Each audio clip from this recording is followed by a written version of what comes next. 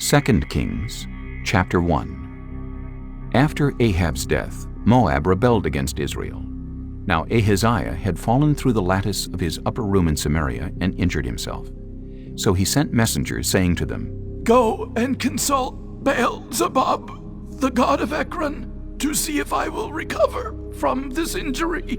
But the angel of the Lord said to Elijah the Tishbite, "Go up and meet the messengers of the king of Samaria, and ask them, is it because there is no God in Israel that you are going off to consult Baal-zebub, the god of Ekron?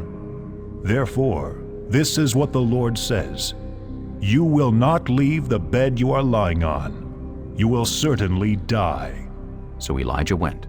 When the messengers returned to the king, he asked them, "Why have you come back?" "A man came to meet us," they replied. "and he said to us, 'Go back to the king who sent you and tell him, this is what the Lord says. Is it because there is no God in Israel that you are sending messengers to consult Baal-zebub, the god of Ekron? Therefore you will not leave the bed you are lying on. You will certainly die.'"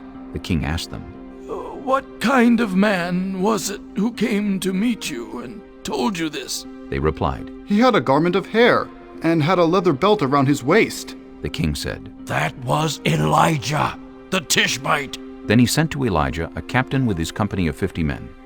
The captain went up to Elijah, who was sitting on the top of a hill, and said to him, "Man of God, the king says, 'Come down.'" Elijah answered the captain, "If I am a man of God, may fire come down from heaven and consume you and your 50 men." Then fire fell from heaven and consumed the captain and his men. At this the king sent to Elijah another captain with his 50 men.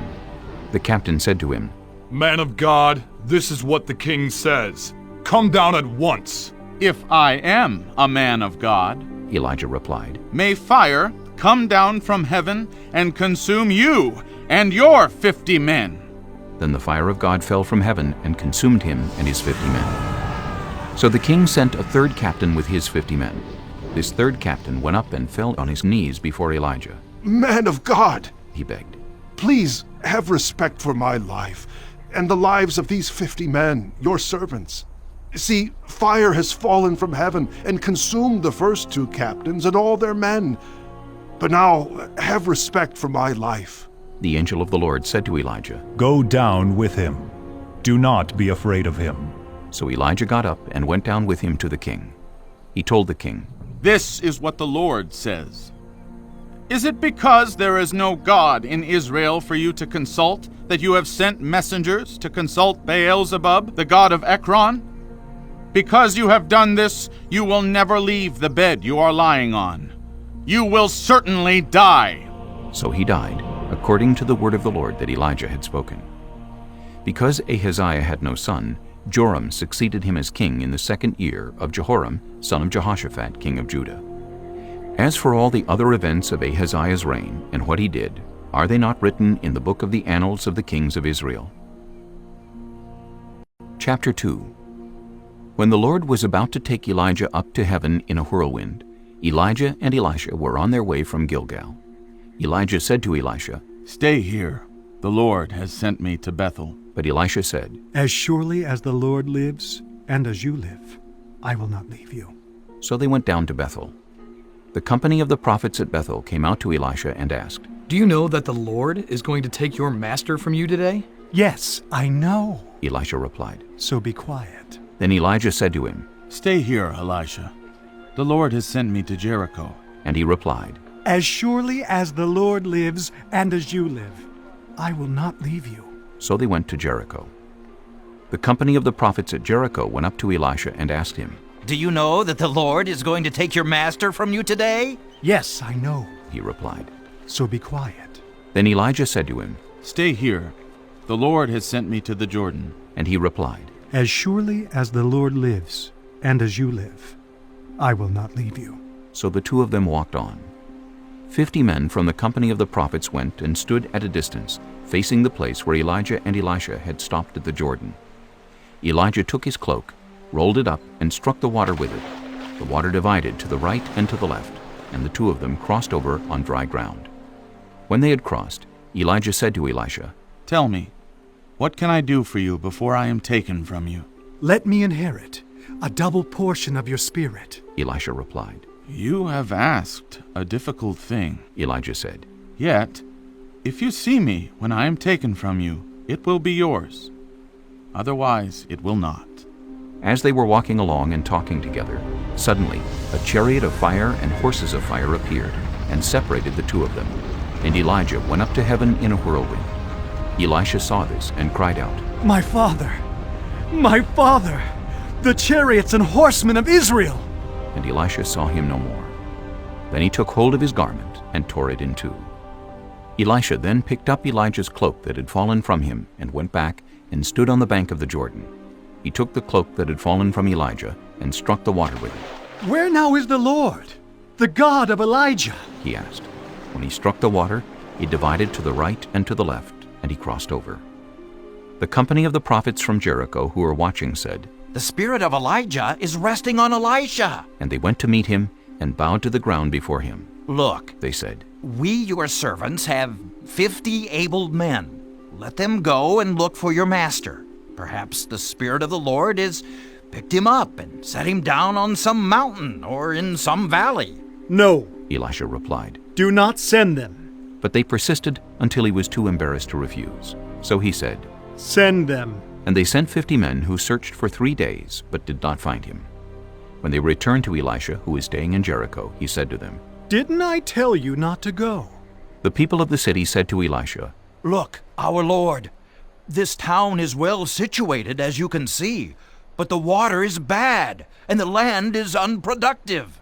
Bring me a new bowl, he said, and put salt in it. So they brought it to him. Then he went out to the spring and threw the salt into it, saying, This is what the Lord says. I have healed this water. Never again will it cause death or make the land unproductive.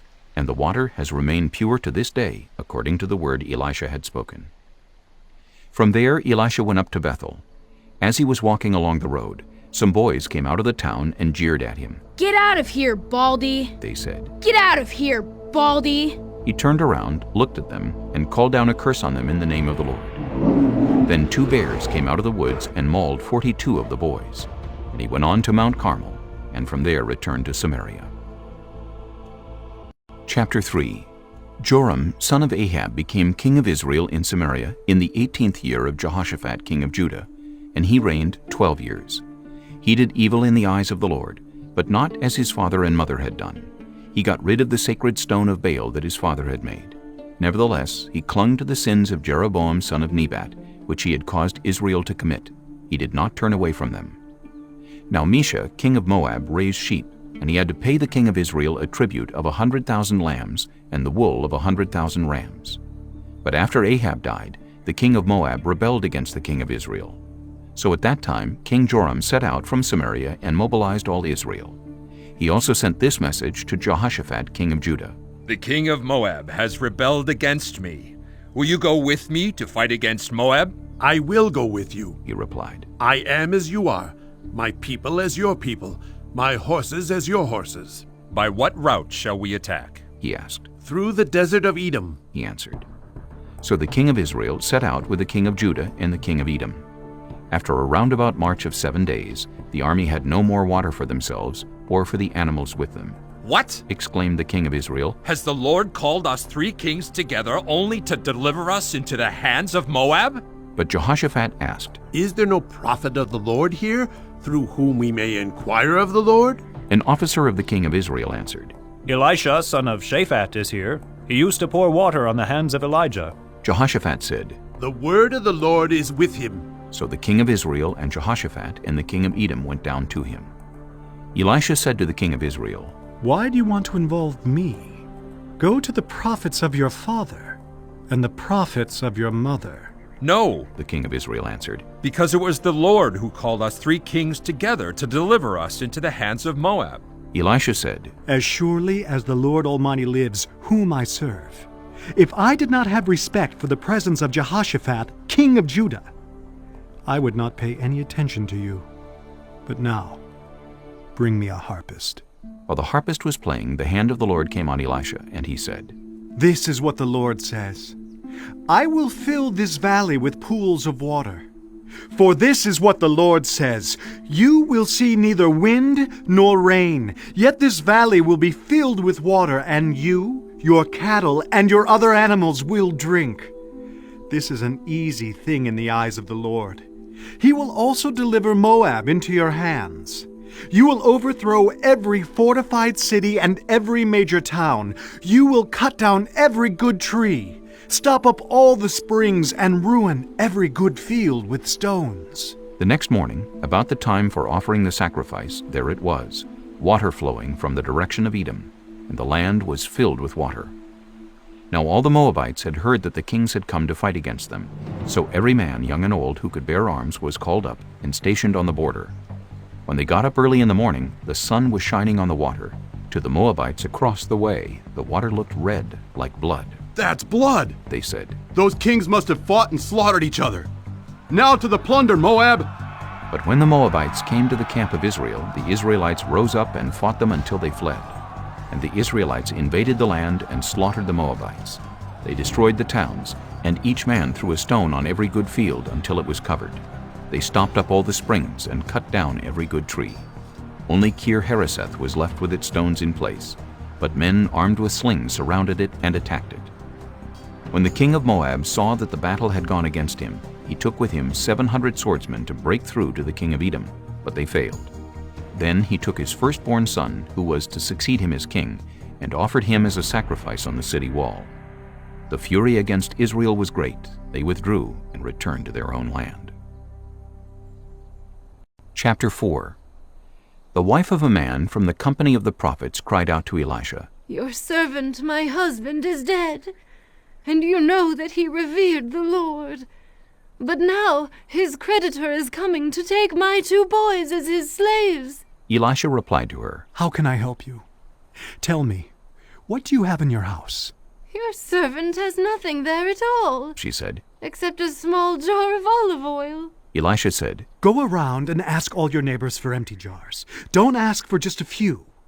Then go inside and shut the door behind you and your sons. Pour oil into all the jars, and as each is filled, put it to one side.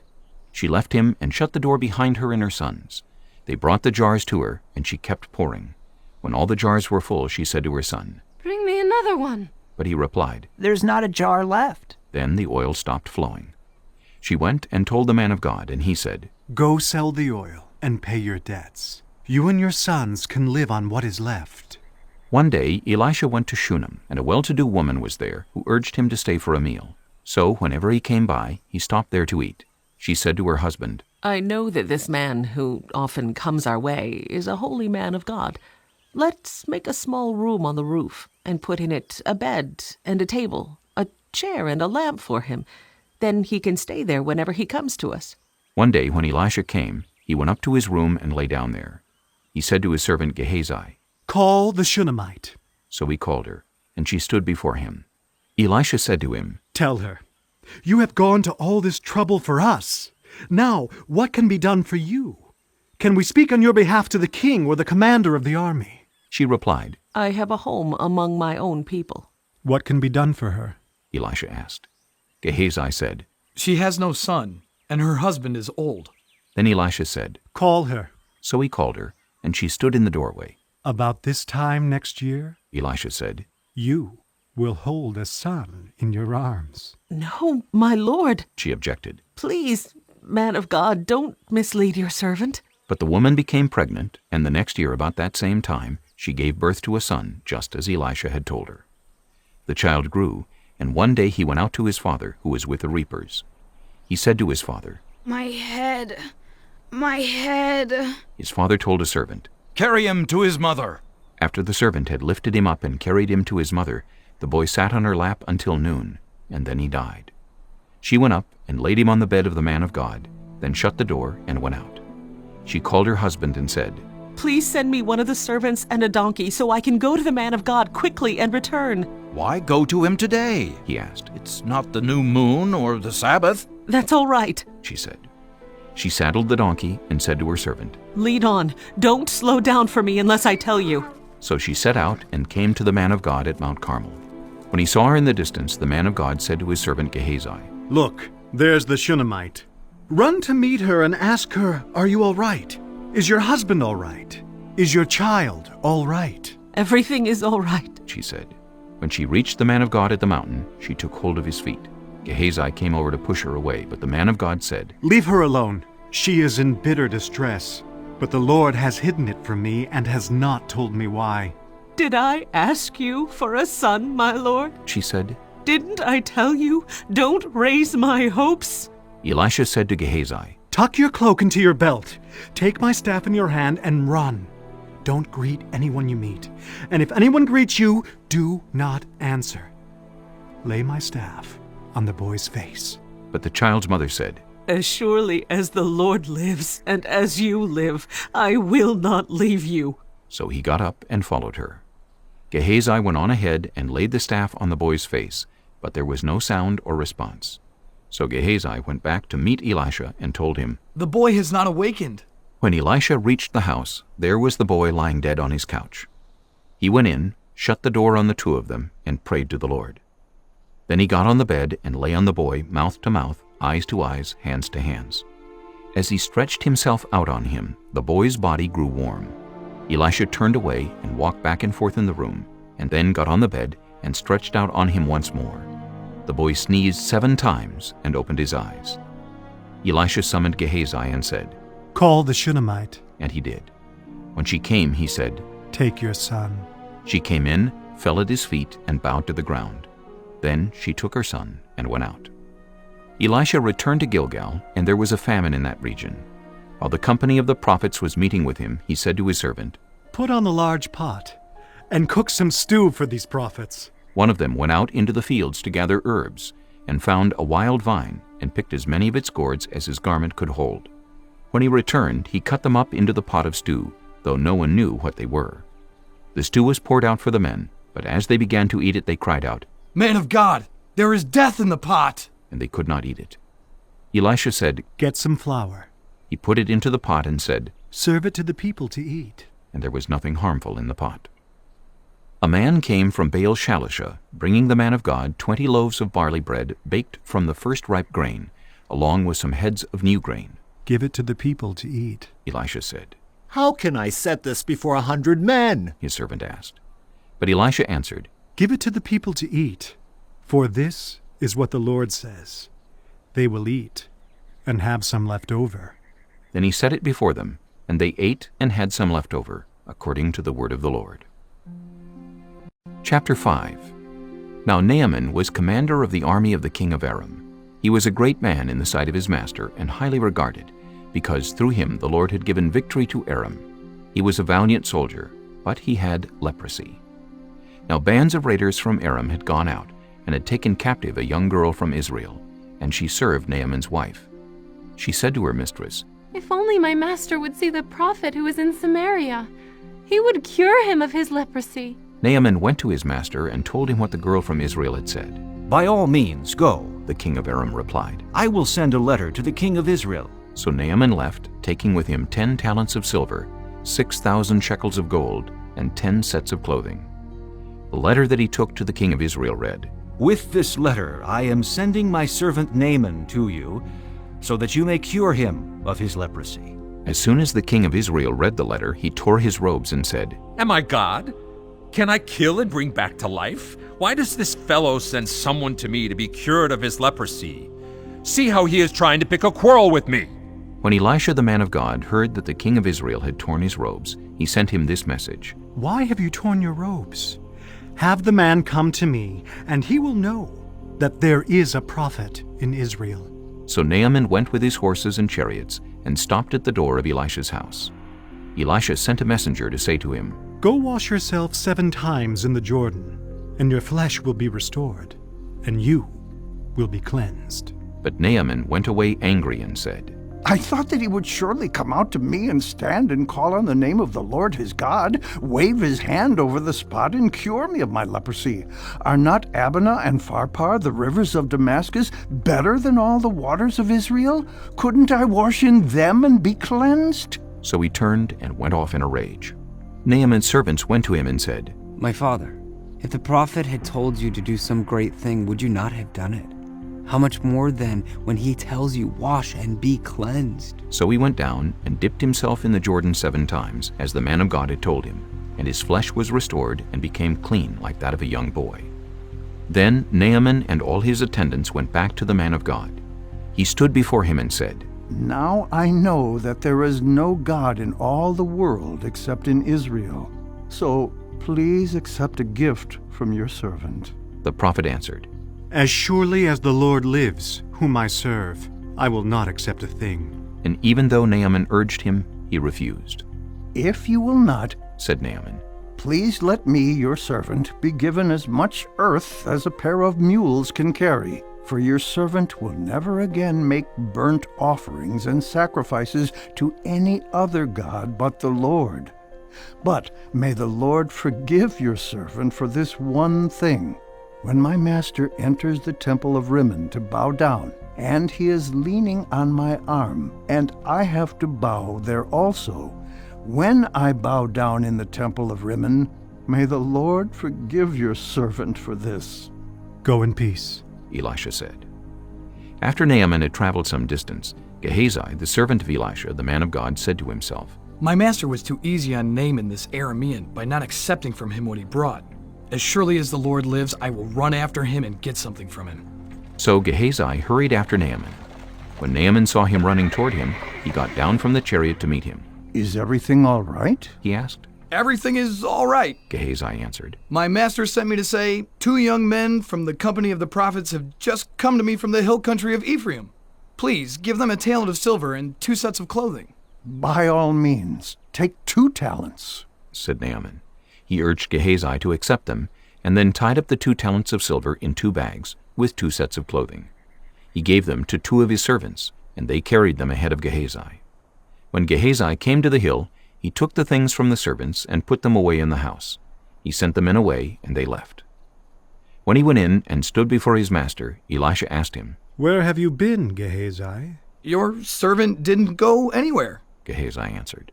But Elisha said to him, Was not my spirit with you when the man got down from his chariot to meet you? Is this the time to take money or to accept clothes, or olive groves and vineyards, or flocks and herds, or male and female slaves? Naaman's leprosy will cling to you and to your descendants forever. Then Gehazi went from Elisha's presence, and his skin was leprous. It had become as white as snow. Chapter 6. The company of the prophets said to Elisha, Look, the place where we meet with you is too small for us. Let us go to the Jordan, where each of us can get a pole, and let us build a place there for us to meet. And he said, Go. Then one of them said, Won't you please come with your servants? I will, Elisha replied, and he went with them. They went to the Jordan and began to cut down trees. As one of them was cutting down a tree, the iron axe head fell into the water. Oh no, my lord, he cried out. It was borrowed. The man of God asked, Where did it fall? When he showed him the place, Elisha cut a stick and threw it there, and made the iron float. Lift it out, he said. Then the man reached out his hand and took it. Now the king of Aram was at war with Israel.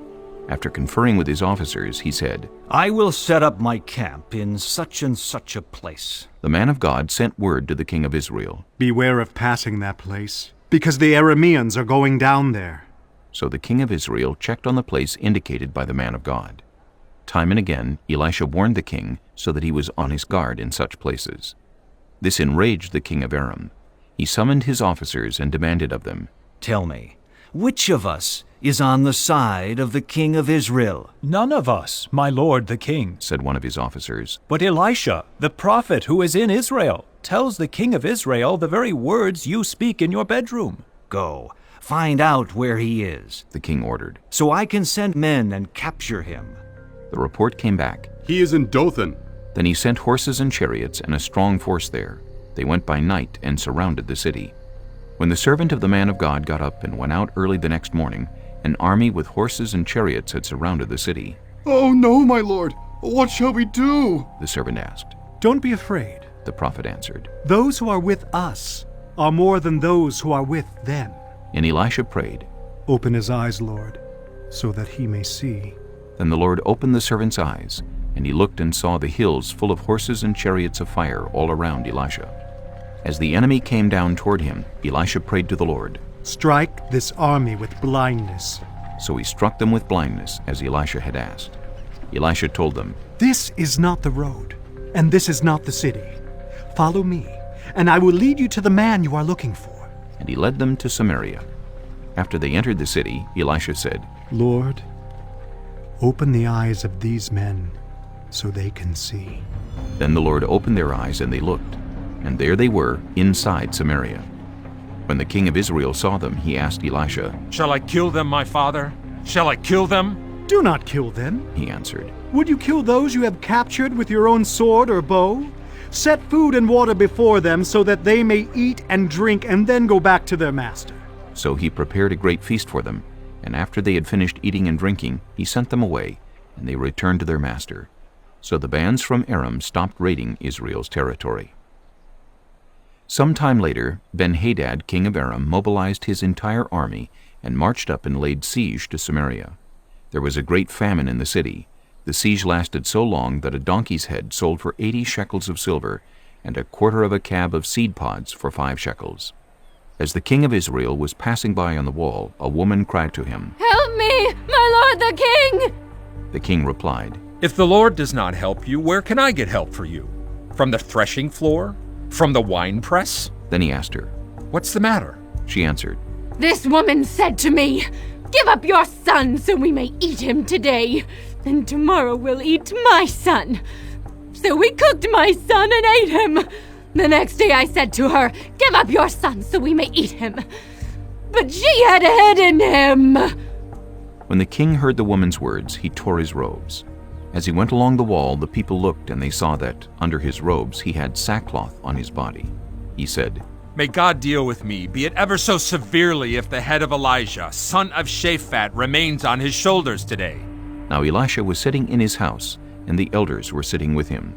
The king sent a messenger ahead, but before he arrived, Elisha said to the elders, Don't you see how this murderer is sending someone to cut off my head?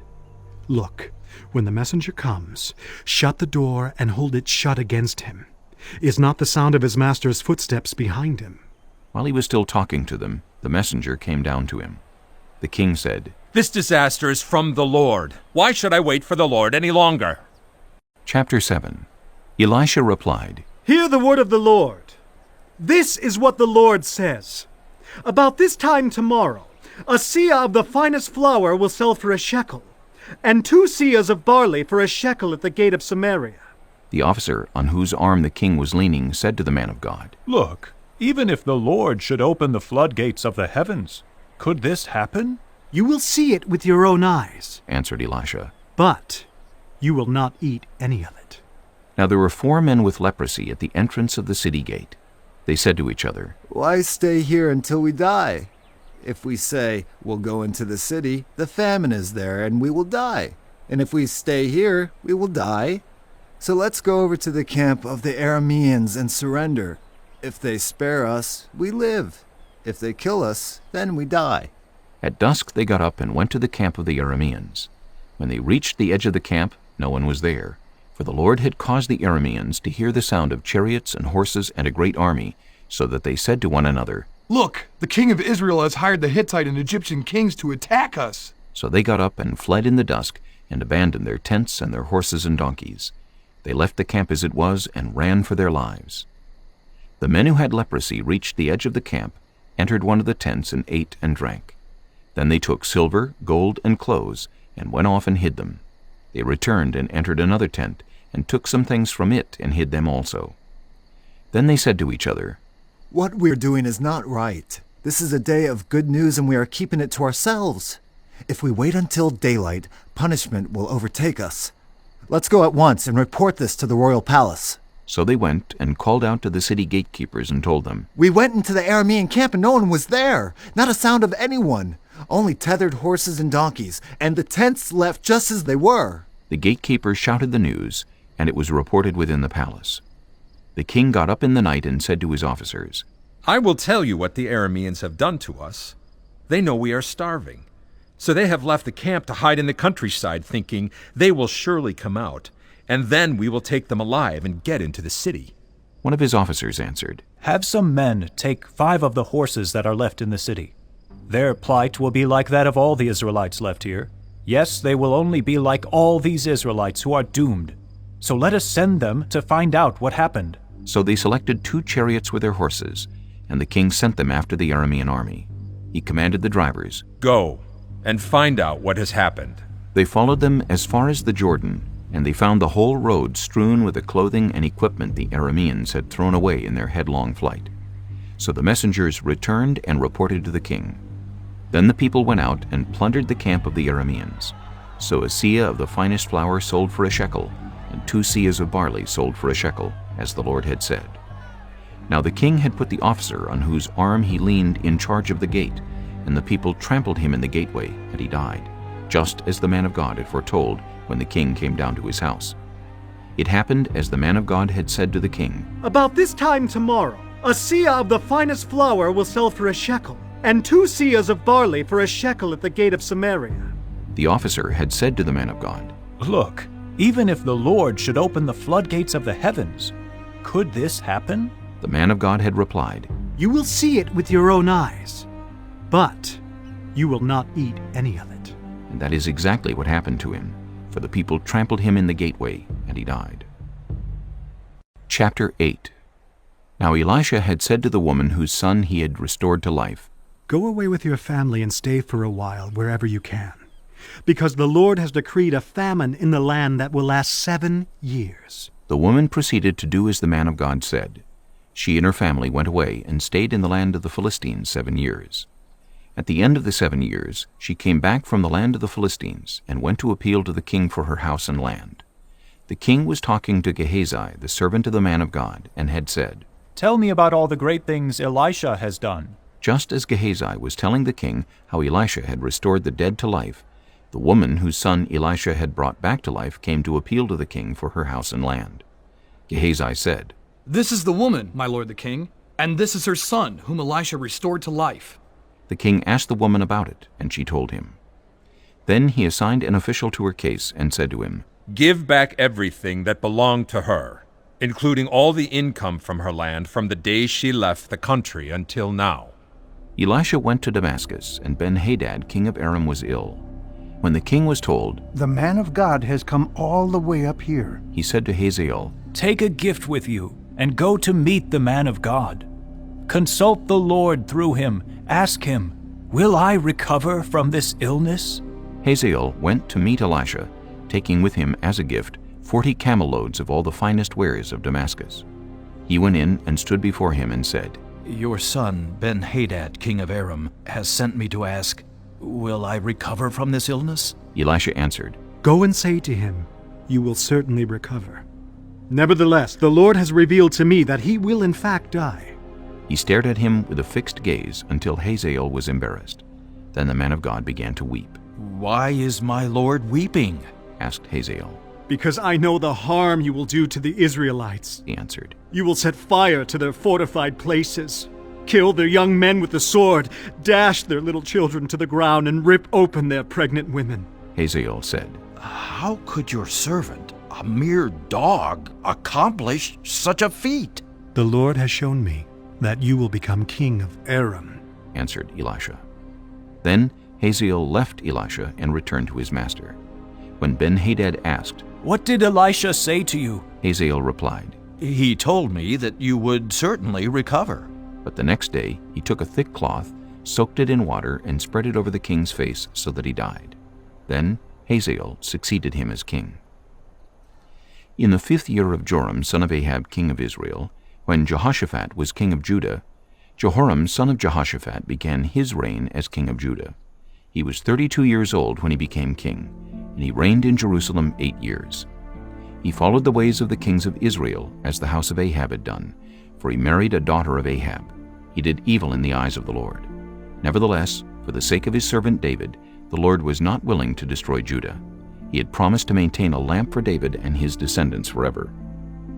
In the time of Jehoram, Edom rebelled against Judah and set up its own king. So Jehoram went to Zair with all his chariots. The Edomites surrounded him and his chariot commanders, but he rose up and broke through by night. His army, however, fled back home. To this day, Edom has been in rebellion against Judah. Libnah revolted at the same time. As for the other events of Jehoram's reign and all he did, are they not written in the book of the annals of the kings of Judah? Jehoram rested with his ancestors and was buried with them in the city of David, and Ahaziah his son succeeded him as king. In the 12th year of Joram, son of Ahab, king of Israel, Ahaziah, son of Jehoram, king of Judah, began to reign. Ahaziah was 22 years old when he became king, and he reigned in Jerusalem 1 year. His mother's name was Athaliah, a granddaughter of Omri, king of Israel. He followed the ways of the house of Ahab, and did evil in the eyes of the Lord, as the house of Ahab had done, for he was related by marriage to Ahab's family. Ahaziah went with Joram son of Ahab to war against Hazael, king of Aram, at Ramoth-Gilead.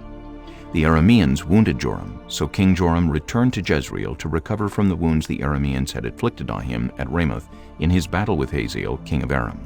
Then Ahaziah, son of Jehoram, king of Judah, went down to Jezreel to see Joram, son of Ahab, because he had been wounded.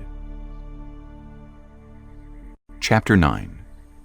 The prophet Elisha summoned a man from the company of the prophets and said to him, Tuck your cloak into your belt. Take this flask of olive oil with you and go to Ramoth-Gilead.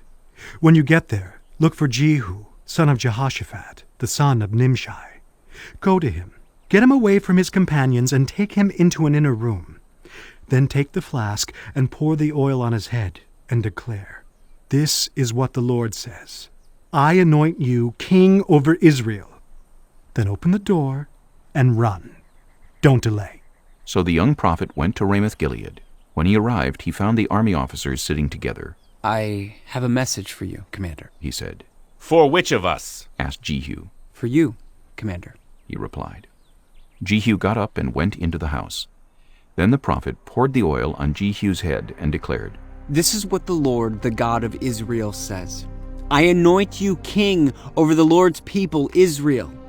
You are to destroy the house of Ahab, your master, and I will avenge the blood of my servants, the prophets, and the blood of all the Lord's servants shed by Jezebel. The whole house of Ahab will perish. I will cut off from Ahab every last male in Israel, slave or free. I will make the house of Ahab like the house of Jeroboam, son of Nebat, and like the house of Baasha, son of Ahijah. As for Jezebel, dogs will devour her on the plot of ground at Jezreel, and no one will bury her. Then he opened the door and ran. When Jehu went out to his fellow officers, one of them asked him, Is everything all right? Why did this maniac come to you? You know the man and the sort of things he says. Jehu replied. That's not true, they said. Tell us. Jehu said, Here is what he told me. This is what the Lord says. I anoint you king over Israel. They quickly took their cloaks and spread them under him on the bare steps. Then they blew the trumpet and shouted, Jehu is king! So Jehu, son of Jehoshaphat, the son of Nimshi, conspired against Joram. Now Joram and all Israel had been defending Ramoth-Gilead against Hazael, king of Aram. But King Joram had returned to Jezreel to recover from the wounds the Arameans had inflicted on him in the battle with Hazael, king of Aram. Jehu said, If you desire to make me king, don't let anyone slip out of the city to go and tell the news in Jezreel. Then he got into his chariot and rode to Jezreel, because Joram was resting there, and Ahaziah, king of Judah, had gone down to see him. When the lookout standing on the tower in Jezreel saw Jehu's troops approaching, he called out, I see some troops coming! Get a horseman, Joram ordered. Send him to meet them and ask, Do you come in peace? The horseman rode off to meet Jehu and said, This is what the king says. Do you come in peace? What do you have to do with peace? Jehu replied. Fall in behind me. The lookout reported, The messenger has reached them, but he isn't coming back. So the king sent out a second horseman. When he came to them, he said, This is what the king says. Do you come in peace? Jehu replied, What do you have to do with peace? Fall in behind me. The lookout reported, He has reached them, but he isn't coming back either. The driving is like that of Jehu, son of Nimshi. He drives like a maniac. Hitch up my chariot, Joram ordered. And when it was hitched up, Joram, king of Israel, and Ahaziah, king of Judah, rode out, each in his own chariot, to meet Jehu. They met him at the plot of ground that had belonged to Naboth the Jezreelite. When Joram saw Jehu, he asked, "Have you come in peace, Jehu?" "How can there be peace?" Jehu replied, "as long as all the idolatry and witchcraft of your mother Jezebel abound." Joram turned about and fled, calling out to Ahaziah, "Treachery, Ahaziah!" Then Jehu drew his bow and shot Joram between the shoulders. The arrow pierced his heart, and he slumped down in his chariot. Jehu said to Bidkar, his chariot officer, "Pick him up and throw him on the field that belonged to Naboth the Jezreelite. Remember how you and I were riding together in chariots behind Ahab his father when the Lord spoke this prophecy against him. Yesterday I saw the blood of Naboth and the blood of his sons, declares the Lord, and I will surely make you pay for it on this plot of ground, declares the Lord. Now then, pick him up and throw him on that plot in accordance with the word of the Lord." When Ahaziah, king of Judah, saw what had happened, he fled up the road to Beth-Hagan. Jehu chased him, shouting, "Kill him too!" They wounded him in his chariot on the way up to Gur near Ibleam, but he escaped to Megiddo and died there. His servants took him by chariot to Jerusalem and buried him with his ancestors in his tomb in the city of David. In the 11th year of Joram, son of Ahab, Ahaziah had become king of Judah. Then Jehu went to Jezreel. When Jezebel heard about it, she put on eye makeup, arranged her hair, and looked out of a window. As Jehu entered the gate, she asked, "Have you come in peace, you Zimri, you murderer of your master?" He looked up at the window and called out, "Who is on my side? Who?" 2 or 3 eunuchs looked down at him. "Throw her down," Jehu said. So they threw her down, and some of her blood spattered the wall and the horses as they trampled her underfoot. Jehu went in and ate and drank. "Take care of that cursed woman," he said, "and bury her, for she was a king's daughter." But when they went out to bury her, they found nothing except her skull, her feet, and her hands. They went back and told Jehu, who said, "This is the word of the Lord that he spoke through his servant Elijah the Tishbite. On the plot of ground at Jezreel, dogs will devour Jezebel's flesh. Jezebel's body will be like dung on the ground in the plot at Jezreel, so that no one will be able to say, 'This is Jezebel.'" Chapter 10. Now there were in Samaria 70 sons of the house of Ahab. So Jehu wrote letters and sent them to Samaria, to the officials of Jezreel, to the elders, and to the guardians of Ahab's children. He said, "You have your master's sons with you, and you have chariots and horses, a fortified city and weapons.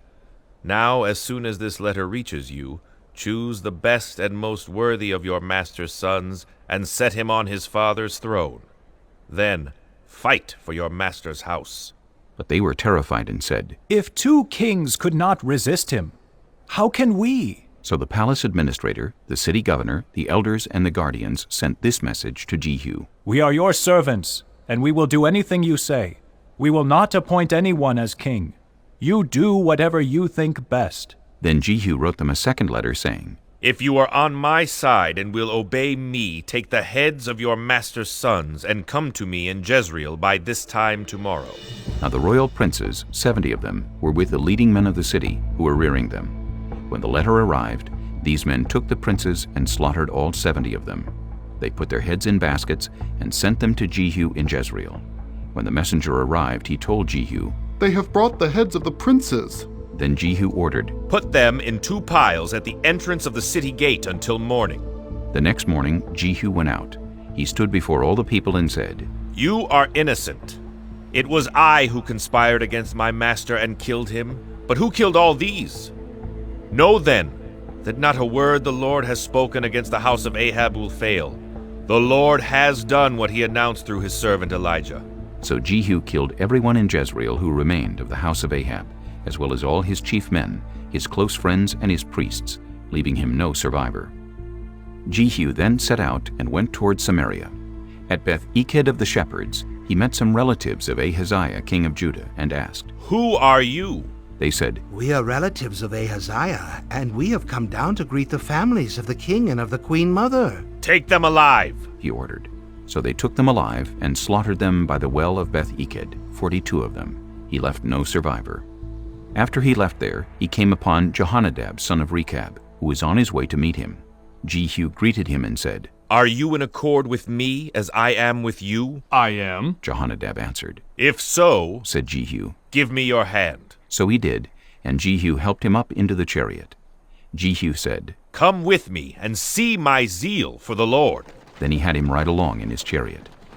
When Jehu came to Samaria, he killed all who were left there of Ahab's family. He destroyed them, according to the word of the Lord spoken to Elijah. Then Jehu brought all the people together and said to them, Ahab served Baal a little. Jehu will serve him much. Now summon all the prophets of Baal, all his servants and all his priests. See that no one is missing, because I am going to hold a great sacrifice for Baal. Anyone who fails to come will no longer live. But Jehu was acting deceptively in order to destroy the servants of Baal. Jehu said, Call an assembly in honor of Baal. So they proclaimed it.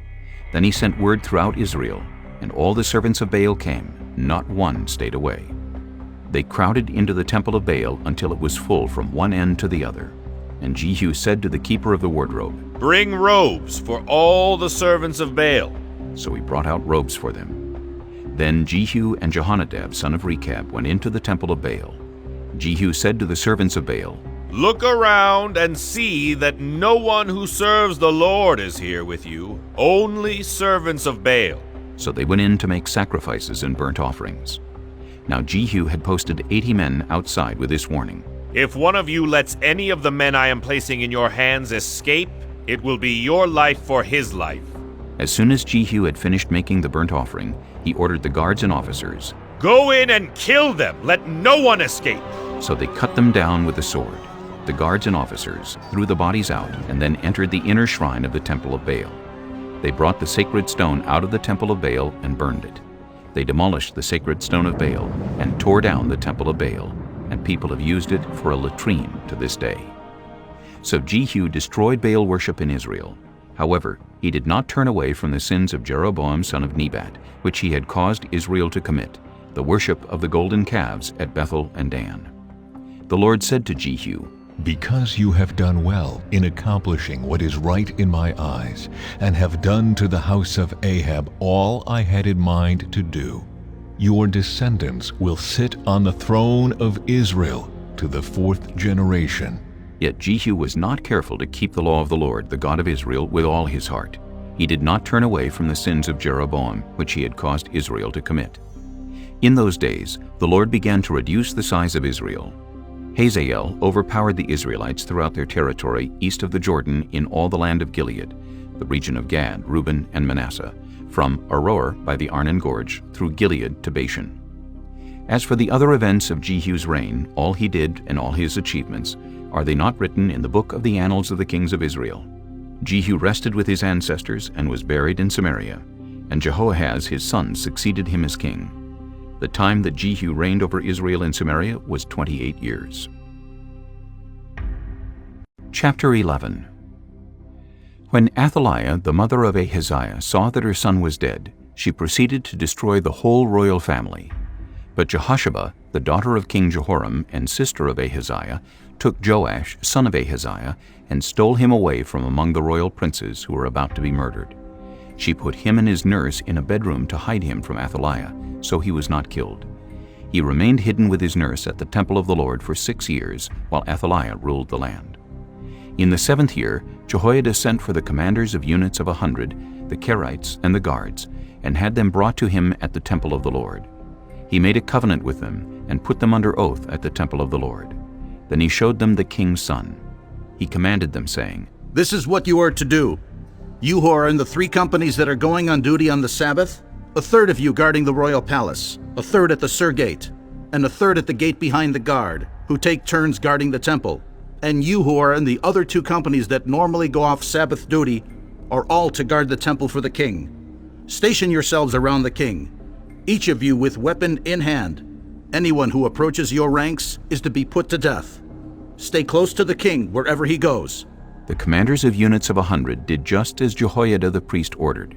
Each one took his men, those who were going on duty on the Sabbath and those who were going off duty, and came to Jehoiada the priest. Then he gave the commanders the spears and shields that had belonged to King David and that were in the temple of the Lord. The guards, each with weapon in hand, stationed themselves around the king, near the altar in the temple, from the south side to the north side of the temple.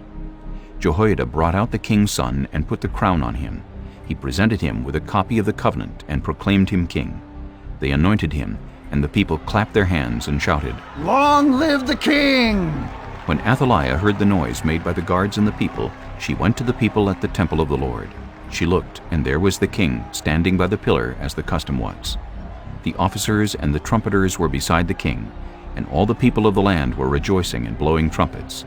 Then Athaliah tore her robes and called out, "Treason! Treason!" Jehoiada the priest ordered the commanders of units of 100 who were in charge of the troops, "Bring her out between the ranks, and put to the sword anyone who follows her." For the priest had said, "She must not be put to death in the temple of the Lord." So they seized her as she reached the place where the horses enter the palace grounds, and there she was put to death. Jehoiada then made a covenant between the Lord and the king and people, that they would be the Lord's people. He also made a covenant between the king and the people. All the people of the land went to the temple of Baal and tore it down. They smashed the altars and idols to pieces, and killed Mattan, the priest of Baal, in front of the altars. Then Jehoiada the priest posted guards at the temple of the Lord. He took with him the commanders of hundreds, the Kerites, the guards, and all the people of the land, and together they brought the king down from the temple of the Lord and went into the palace, entering by way of the gate of the guards. The king then took his place on the royal throne. All the people of the land rejoiced, and the city was calm, because Athaliah had been slain with a sword at the palace. Joash was 7 years old when he began to reign. Chapter 12. In the 7th year of Jehu, Joash became king, and he reigned in Jerusalem 40 years. His mother's name was Zibiah. She was from Beersheba. Joash did what was right in the eyes of the Lord all the years Jehoiada the priest instructed him. The high places, however, were not removed. The people continued to offer sacrifices and burn incense there. Joash said to the priests, "Collect all the money that is brought as sacred offerings to the temple of the Lord, the money collected in the census, the money received from personal vows, and the money brought voluntarily to the temple. Let every priest receive the money from one of the treasurers. Then use it to repair whatever damage is found in the temple." But by the 23rd year of King Joash, the priests still had not repaired the temple. Therefore, King Joash summoned Jehoiada the priest and the other priests and asked them, "Why aren't you repairing the damage done to the temple? Take no more money from your treasurers, but hand it over for repairing the temple." The priests agreed that they would not collect any more money from the people and that they would not repair the temple themselves. Jehoiada the priest took a chest and bored a hole in its lid. He placed it beside the altar on the right side as one enters the temple of the Lord.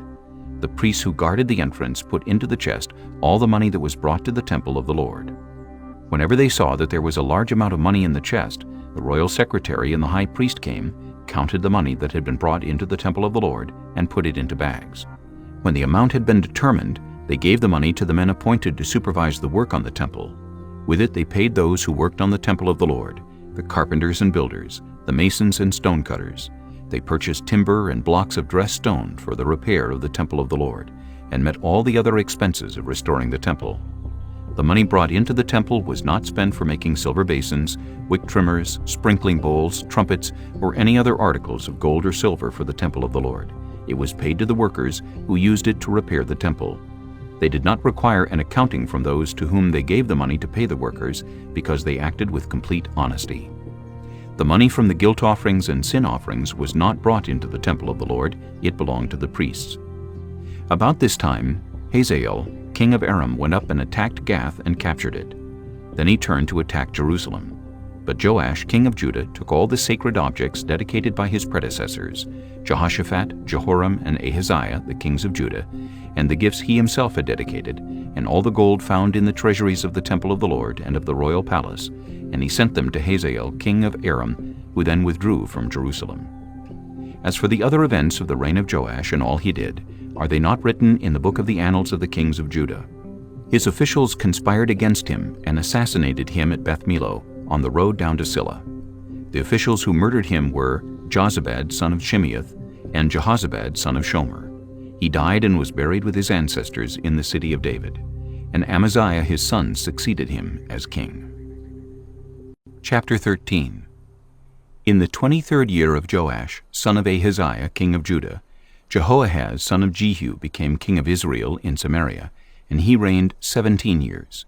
He did evil in the eyes of the Lord by following the sins of Jeroboam, son of Nebat, which he had caused Israel to commit, and he did not turn away from them. So the Lord's anger burned against Israel, and for a long time he kept them under the power of Hazael, king of Aram, and Ben-Hadad his son. Then Jehoahaz sought the Lord's favor, and the Lord listened to him, for he saw how severely the king of Aram was oppressing Israel. The Lord provided a deliverer for Israel, and they escaped from the power of Aram. So the Israelites lived in their own homes as they had before. But they did not turn away from the sins of the house of Jeroboam, which he had caused Israel to commit. They continued in them. Also, the Asherah pole remained standing in Samaria. Nothing had been left of the army of Jehoahaz except 50 horsemen, 10 chariots, and 10,000 foot soldiers, for the king of Aram had destroyed the rest and made them like the dust at threshing time. As for the other events of the reign of Jehoahaz, all he did and his achievements, are they not written in the book of the annals of the kings of Israel? Jehoahaz rested with his ancestors and was buried in Samaria, and Jehoash his son succeeded him as king. In the 37th year of Joash king of Judah, Jehoash son of Jehoahaz became king of Israel in Samaria, and he reigned 16 years. He did evil in the eyes of the Lord, and did not turn away from any of the sins of Jeroboam son of Nebat, which he had caused Israel to commit. He continued in them. As for the other events of the reign of Jehoash, all he did and his achievements, including his war against Amaziah king of Judah, are they not written in the book of the annals of the kings of Israel? Jehoash rested with his ancestors, and Jeroboam succeeded him on the throne. Jehoash was buried in Samaria with the kings of Israel. Now Elisha had been suffering from the illness from which he died. Jehoash king of Israel went down to see him and wept over him. "My father! My father!" he cried. "The chariots and horsemen of Israel!" Elisha said, "Get a bow and some arrows." And he did so. "Take the bow in your hands," he said to the king of Israel.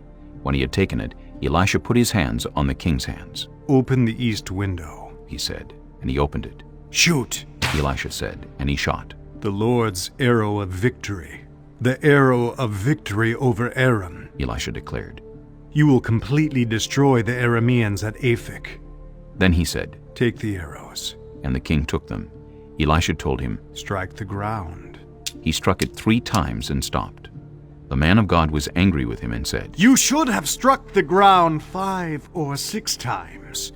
Then you would have defeated Aram and completely destroyed it. But now you will defeat it only 3 times." Elisha died and was buried. Now Moabite raiders used to enter the country every spring. Once while some Israelites were burying a man, suddenly they saw a band of raiders, so they threw the man's body into Elisha's tomb. When the body touched Elisha's bones, the man came to life and stood up on his feet. Hazael, king of Aram, oppressed Israel throughout the reign of Jehoahaz. But the Lord was gracious to them and had compassion and showed concern for them because of his covenant with Abraham, Isaac, and Jacob.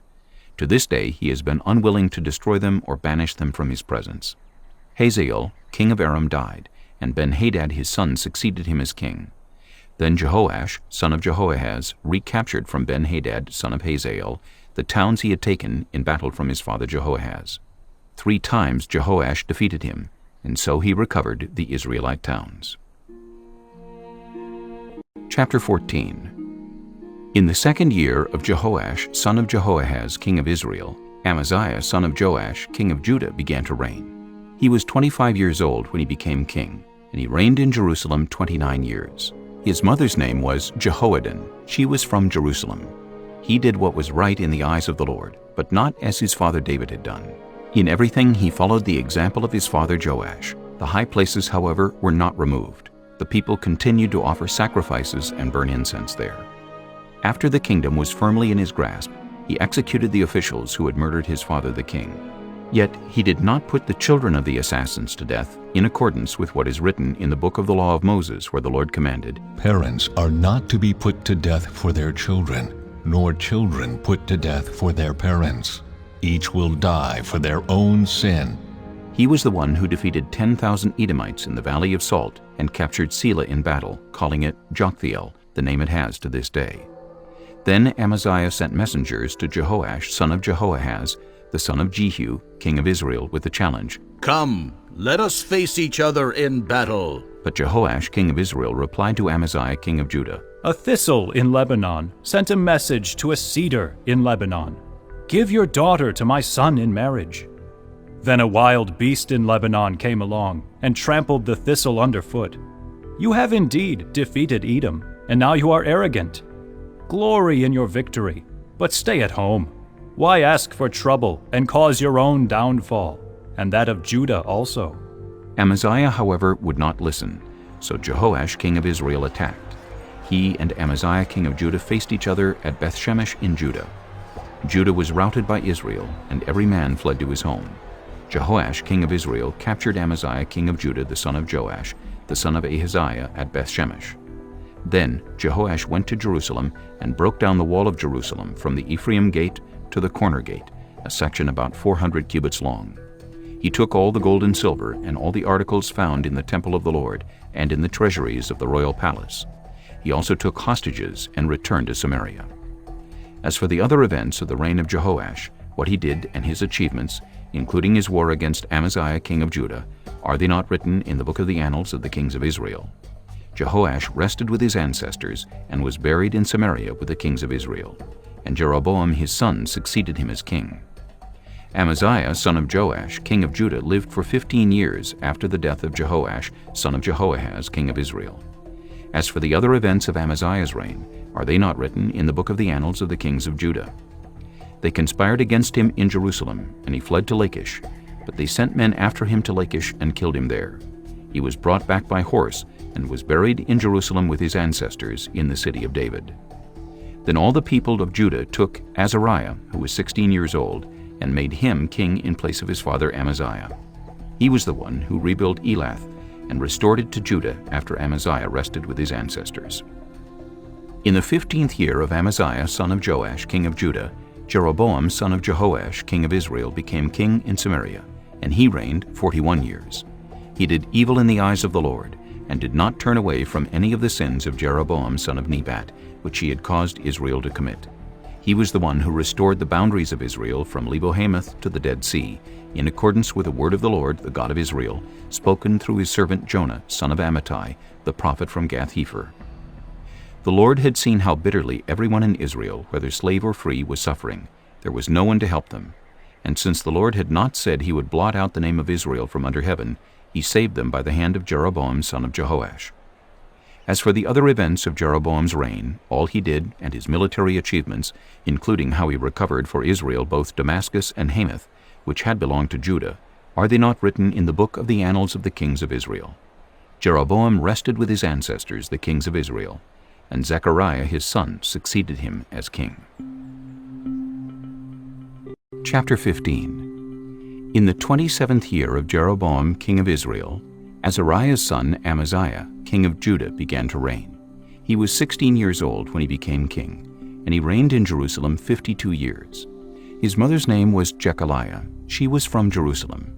He did what was right in the eyes of the Lord, just as his father Amaziah had done. The high places, however, were not removed. The people continued to offer sacrifices and burn incense there. The Lord afflicted the king with leprosy until the day he died, and he lived in a separate house. Jotham, the king's son, had charge of the palace and governed the people of the land. As for the other events of Azariah's reign and all he did, are they not written in the book of the annals of the kings of Judah? Azariah rested with his ancestors and was buried near them in the city of David. And Jotham his son succeeded him as king. In the 38th year of Azariah king of Judah, Zechariah son of Jeroboam became king of Israel in Samaria, and he reigned 6 months. He did evil in the eyes of the Lord, as his predecessors had done. He did not turn away from the sins of Jeroboam son of Nebat, which he had caused Israel to commit. Shallum son of Jabesh conspired against Zechariah. He attacked him in front of the people, assassinated him, and succeeded him as king. The other events of Zechariah's reign are written in the book of the annals of the kings of Israel. So the word of the Lord spoken to Jehu was fulfilled. Your descendants will sit on the throne of Israel to the 4th generation. Shallum, son of Jabesh, became king in the 39th year of Uzziah, king of Judah, and he reigned in Samaria 1 month. Then Menahem, son of Gadi, went from Tirzah up to Samaria. He attacked Shallum, son of Jabesh, in Samaria, assassinated him, and succeeded him as king. The other events of Shallum's reign and the conspiracy he led are written in the book of the annals of the kings of Israel. At that time, Menahem, starting out from Tirzah, attacked Tifsah and everyone in the city and its vicinity, because they refused to open their gates.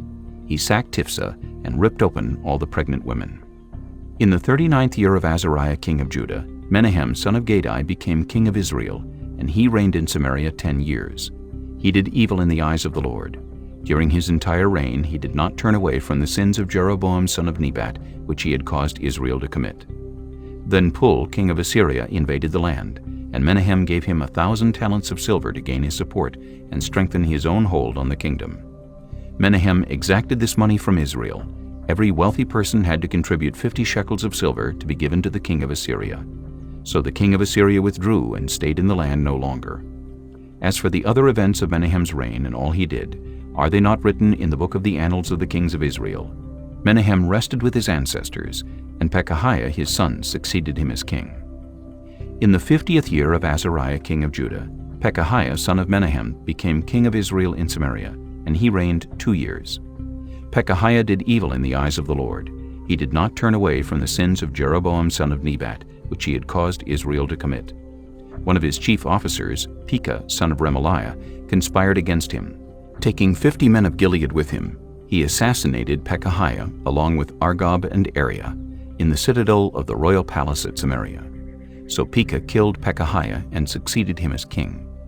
The other events of Pekahiah's reign and all he did are written in the book of the annals of the kings of Israel. In the 52nd year of Azariah king of Judah, Pekah son of Remaliah became king of Israel in Samaria, and he reigned 20 years. He did evil in the eyes of the Lord. He did not turn away from the sins of Jeroboam son of Nebat, which he had caused Israel to commit. In the time of Pekah king of Israel, Tiglath-Pileser king of Assyria came and took Ijon, Abel-Beth-Maachah, Genoa, Kedesh, and Hazor. He took Gilead and Galilee, including all the land of Naphtali, and deported the people to Assyria. Then Hoshea son of Elah conspired against Pekah son of Remaliah. He attacked and assassinated him, and then succeeded him as king in the 20th year of Jotham son of Uzziah. As for the other events of Pekah's reign and all he did, are they not written in the book of the annals of the kings of Israel? In the 2nd year of Pekah son of Remaliah king of Israel, Jotham son of Uzziah king of Judah began to reign. He was 25 years old when he became king, and he reigned in Jerusalem 16 years. His mother's name was Jerusha, daughter of Zadok. He did what was right in the eyes of the Lord, just as his father Uzziah had done. The high places, however, were not removed. The people continued to offer sacrifices and burn incense there. Jotham rebuilt the upper gate of the temple of the Lord. As for the other events of Jotham's reign and what he did, are they not written in the book of the annals of the kings of Judah? In those days the Lord began to send Rezin king of Aram and Pekah son of Remaliah against Judah.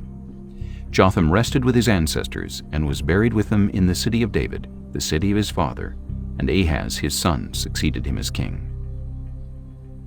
Chapter 16. In the 17th year of Pekah son of Remaliah, Ahaz son of Jotham king of Judah began to reign. Ahaz was 20 years old when he became king, and he reigned in Jerusalem 16 years. Unlike David his father, he did not do what was right in the eyes of the Lord his God. He followed the ways of the kings of Israel, and even sacrificed his son in the fire, engaging in the detestable practices of the nations the Lord had driven out before the Israelites. He offered sacrifices and burned incense at the high places, on the hilltops, and under every spreading tree.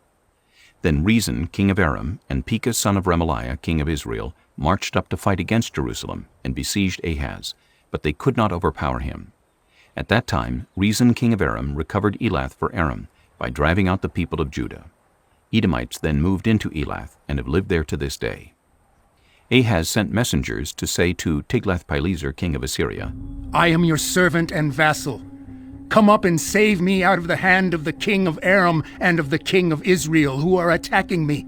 And Ahaz took the silver and gold found in the temple of the Lord and in the treasuries of the royal palace, and sent it as a gift to the king of Assyria. The king of Assyria complied by attacking Damascus and capturing it. He deported its inhabitants to Kir and put Rezin to death. Then King Ahaz went to Damascus to meet Tiglath-Pileser, king of Assyria.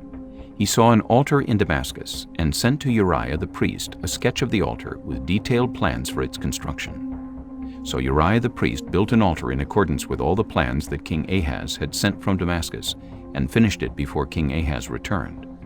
When the king came back from Damascus and saw the altar, he approached it and presented offerings on it. He offered up his burnt offering and grain offering, poured out his drink offering, and splashed the blood of his fellowship offerings against the altar.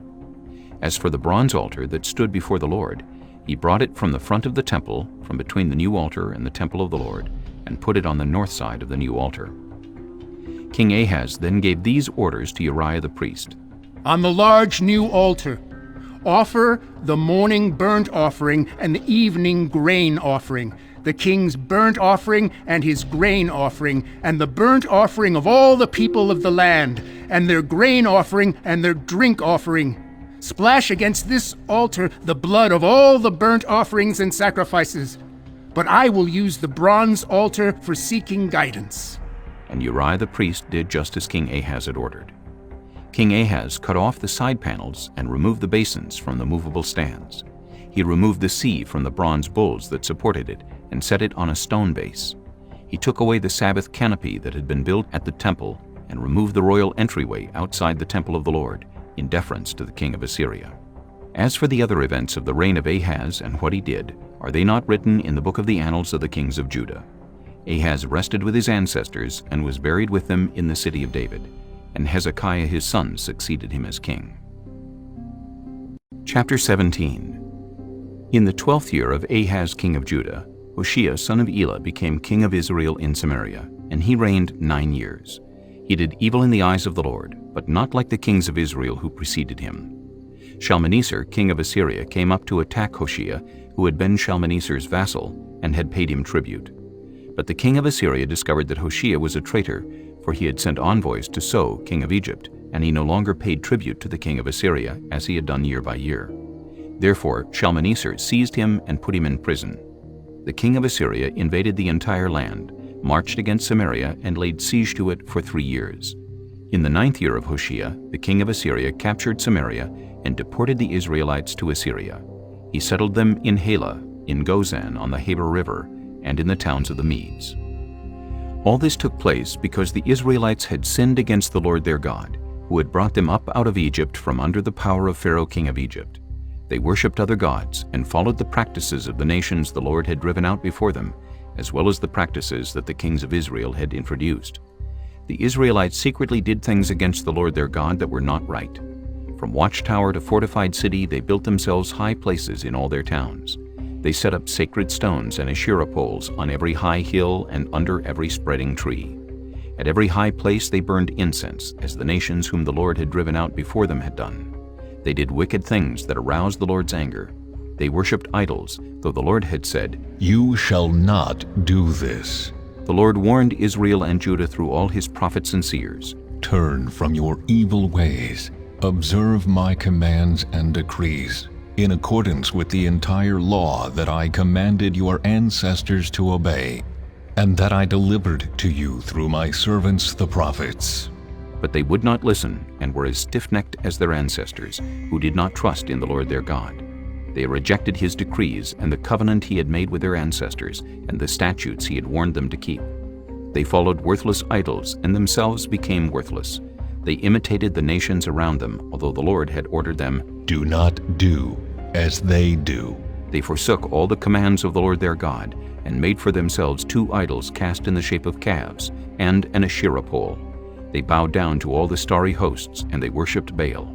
They sacrificed their sons and daughters in the fire. They practiced divination and sought omens, and sold themselves to do evil in the eyes of the Lord, arousing his anger. So the Lord was very angry with Israel, and removed them from his presence. Only the tribe of Judah was left, and even Judah did not keep the commands of the Lord their God. They followed the practices Israel had introduced. Therefore the Lord rejected all the people of Israel. He afflicted them and gave them into the hands of plunderers, until he thrust them from his presence. When he tore Israel away from the house of David, they made Jeroboam son of Nebat their king. Jeroboam enticed Israel away from following the Lord, and caused them to commit a great sin. The Israelites persisted in all the sins of Jeroboam and did not turn away from them until the Lord removed them from his presence, as he had warned through all his servants the prophets. So the people of Israel were taken from their homeland into exile in Assyria, and they are still there. The king of Assyria brought people from Babylon, Cutha, Ava, Hamath, and Sepharvaim, and settled them in the towns of Samaria to replace the Israelites. They took over Samaria and lived in its towns. When they first lived there, they did not worship the Lord, so he sent lions among them, and they killed some of the people. It was reported to the king of Assyria, The people you deported and resettled in the towns of Samaria do not know what the God of that country requires.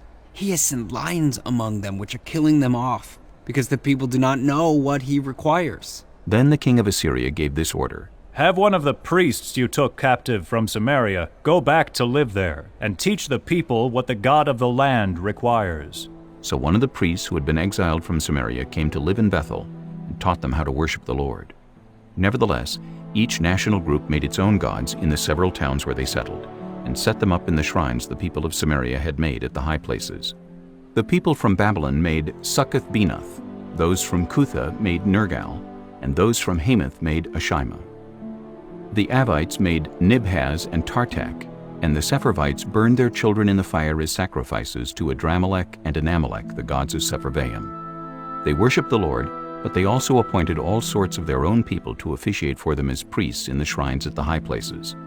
They worshipped the Lord, but they also served their own gods in accordance with the customs of the nations from which they had been brought. To this day they persist in their former practices. They neither worship the Lord nor adhere to the decrees and regulations, the laws and commands that the Lord gave the descendants of Jacob, whom he named Israel.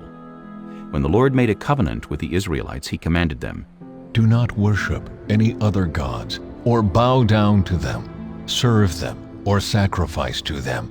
But the Lord, who brought you up out of Egypt with mighty power and outstretched arm, is the one you must worship.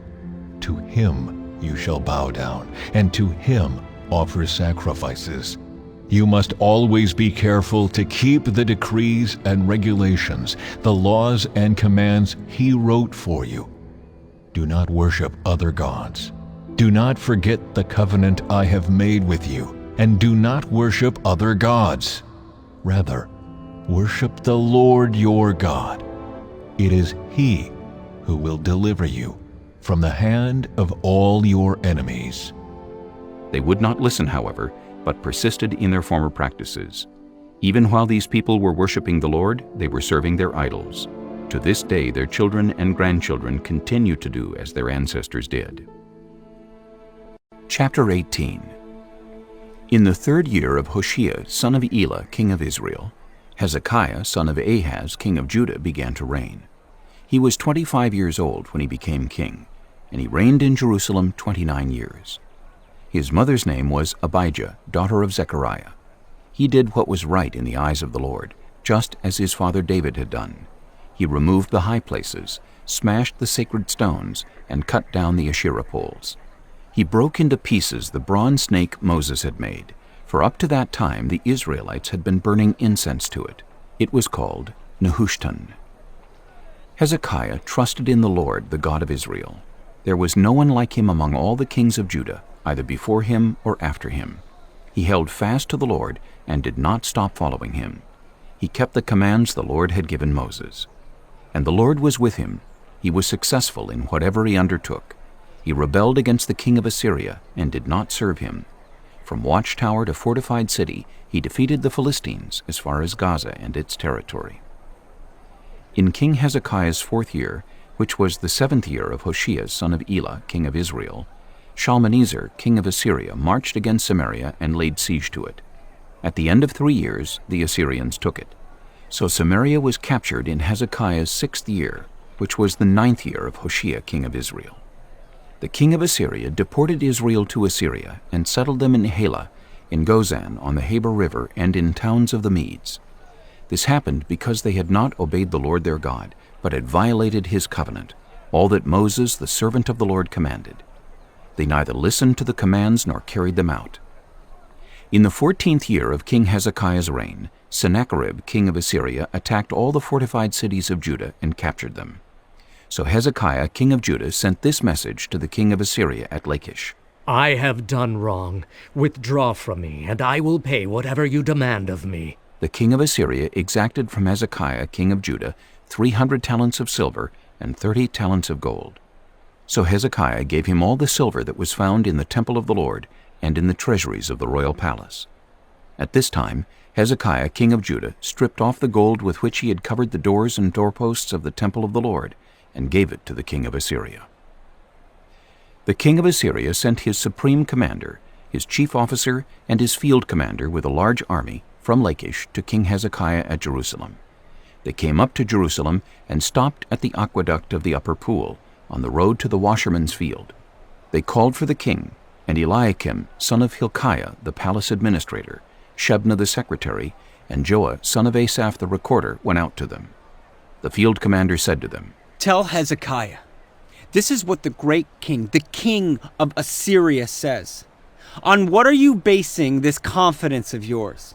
You say you have the counsel and the might for war, but you speak only empty words. On whom are you depending that you rebel against me? Look, I know you are depending on Egypt, that splintered reed of a staff which pierces the hand of anyone who leans on it. Such is Pharaoh, king of Egypt, to all who depend on him.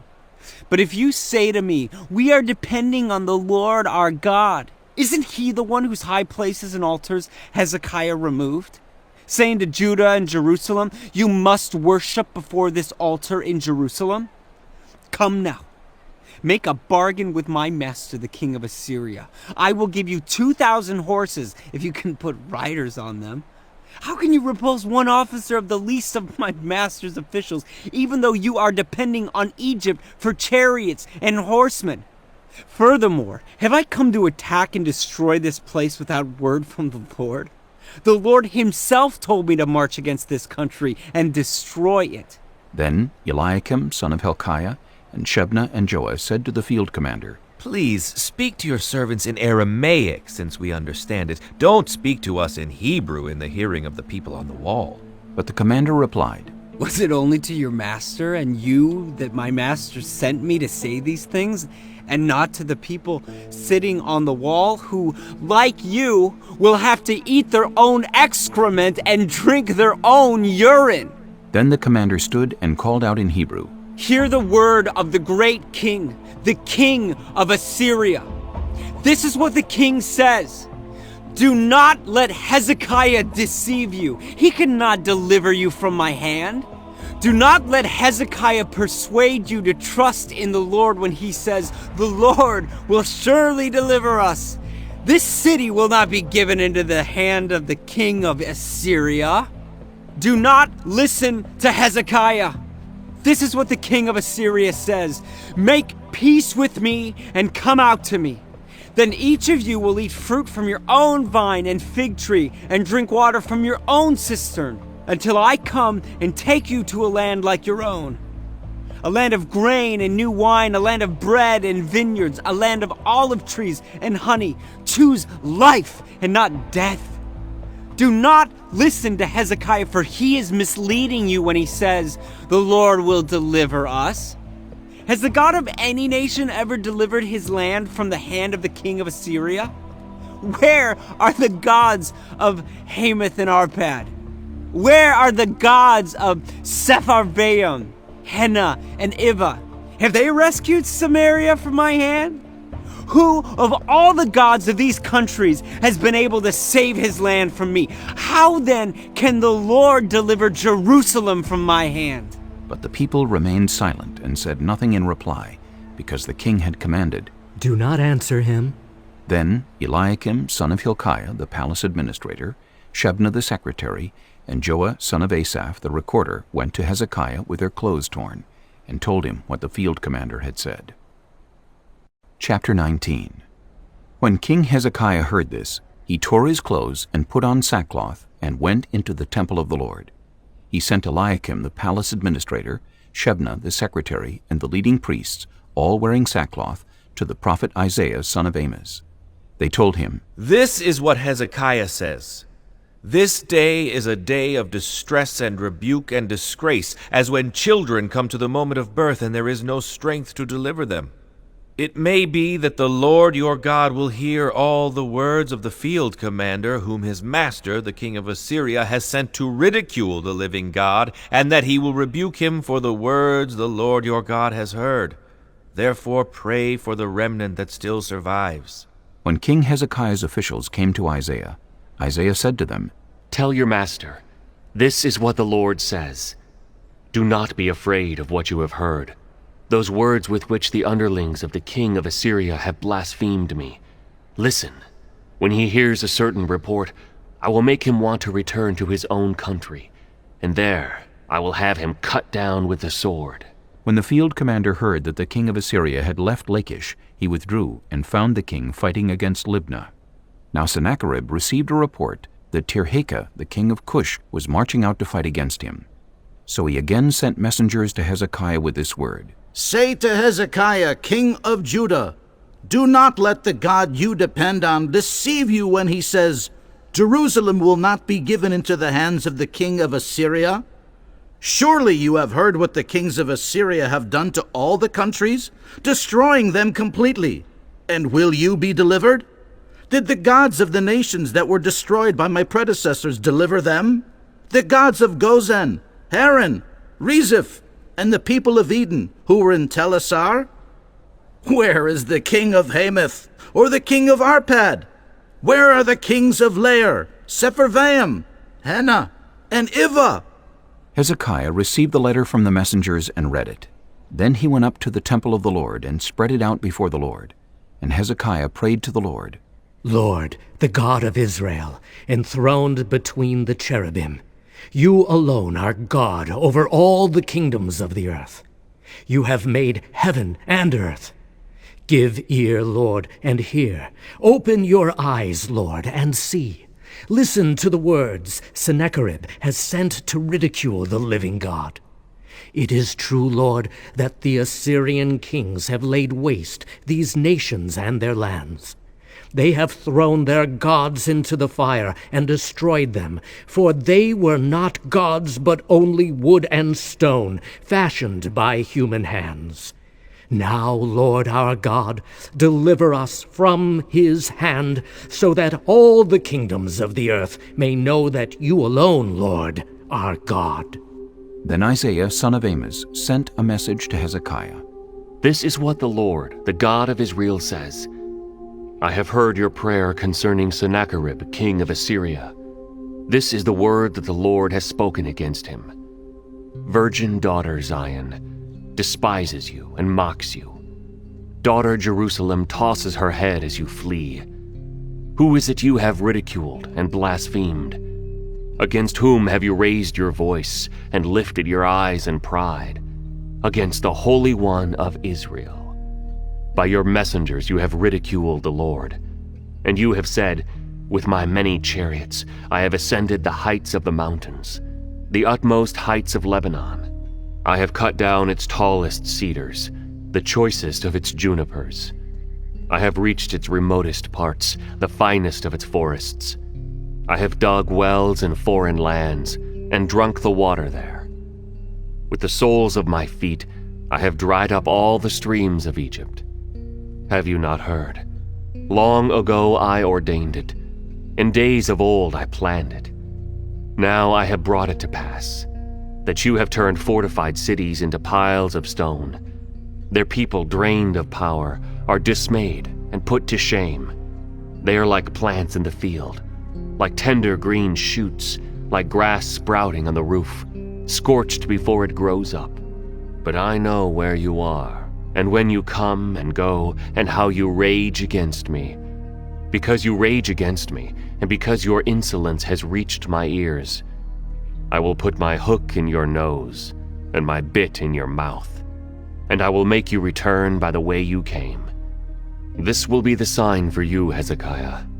This year you will eat what grows by itself, and the second year what springs from that.